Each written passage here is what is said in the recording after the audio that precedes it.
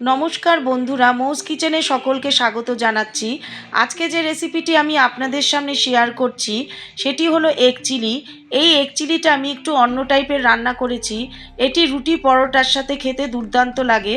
এখানে আমি নিয়েছি তিনটে ডিম আমি ফাটিয়ে একটি বাটির মধ্যে নিয়ে নিলাম। তারপরে আমি দিয়ে দিচ্ছি সামান্য অল্প লবণ, দিয়ে দিচ্ছি সামান্য অল্প গোলমরিচের গুঁড়ো, আর দিয়ে দিচ্ছি সামান্য অল্প চিলি ফ্লেক্স। দিয়ে একটি হুইস্কারের সাহায্যে আমি ভালো করে ফেটিয়ে নিচ্ছি। ভালো করে ফেটিয়ে নেওয়ার পর আমি সাইডে রেখে দিলাম। এবার আমি নিয়েছি একটি বড় সাইজের ক্যাপসিকামগুলোকে আমি ঠিক এইভাবে স্লাইস করেছি। একটি বড় সাইজের পেঁয়াজ নিয়েছি 3-4টে কুচনো কাঁচা লঙ্কা, নিয়েছি 1 ইঞ্চির মতো আদা, আর 3-4 কোয়া রসুন। তারপরে আমি কড়াইতে সাদা তেল গরম বসিয়ে দিয়েছি। এবার ডিমের যে ফাটানো অংশটা ছিল সেটা আমি কড়াইয়ের মধ্যে দিয়ে দিলাম। দিয়ে আমি ডিমের ভুর্জি তৈরি করে নিচ্ছি। ডিমের ভুর্জি আমি কিন্তু একটু বড় বড় টাইপের তৈরি করব, একদম মিহিভাবে আমি করব না। দেখুন আমি ঠিক কী টাইপের করছি। খুন্তি দিয়ে এইভাবে আমি সাইডে অল্প অল্প করে নেড়ে খুন্তি দিয়ে বড় বড় করে আমি ডিমের টুকরোগুলোকে কেটে নিব। 1-2 মিনিট মিডিয়াম ফ্লেমে আমি এইভাবে একটু নেড়ে নিলাম। নেড়ে আমি ডিমের ভুর্জিগুলোকে তৈরি করে নিলাম।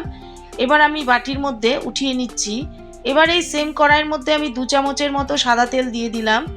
এরপর আদা আর রসুন এটাকে আমি গ্রেটারের সাহায্যে গ্রেট করে এবার আমি এর মধ্যে দিয়ে দিলাম। দিয়ে রসুন আর আদার কাঁচা গন্ধটা চলে যাওয়া অবধি আমি একটু নেড়ে নিলাম। নিয়ে পেঁয়াজগুলো দিয়ে দিলাম আর দিয়ে দিচ্ছি ক্যাপসিকামগুলো। পেঁয়াজ আর ক্যাপসিকামের সাথে আমি ভালো করে আদা আর রসুনটাকে আমি ভালো করে মিশিয়ে নিলাম।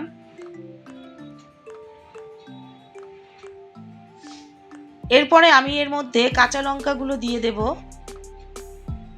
নেড়ে নেওয়ার পর কাঁচা লঙ্কাগুলো আমি এর মধ্যে দিয়ে দিলাম। দিয়ে আবার ভালো করে মিশিয়ে নিচ্ছি। এরপর এর মধ্যে আমি দিয়ে দেব 1/2 চামচের মতো লবণ। লবণটা আপনারা আপনাদের টেস্ট অনুযায়ী দেবেন। এরপরে আমার এখানে স্কিপ হয়ে গেছে, আমি এখানে 1/2 চামচের মতো লাল লঙ্কার গুঁড়ো দিয়েছি। লাল লঙ্কার গুঁড়ো দিয়ে আমি ভালো করে মিশিয়ে নিচ্ছি।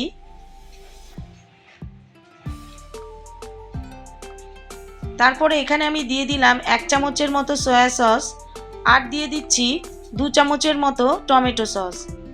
দিয়ে ভালো করে মিশিয়ে নিলাম। এবার একটি বাটির মধ্যে আমি নিয়েছি 2 চামচের মতো কর্নফ্লাওয়ার। দিয়ে সামান্য একটু জল দিয়ে আমি কর্নফ্লাওয়ারটাকে গুলে নিলাম। নিয়ে এবার আমি কড়াইয়ের মধ্যে কর্নফ্লাওয়ার স্লারিটাকে আমি দিয়ে দিচ্ছি। দিয়ে ভালো করে নেড়ে এবার আমি ওই বাটির মধ্যে 1/2 বাটি জল দিয়ে এর মধ্যে দিয়ে দিলাম। দিয়ে আমি 1 মিনিটের মতো একটু ফুটিয়ে নিচ্ছি।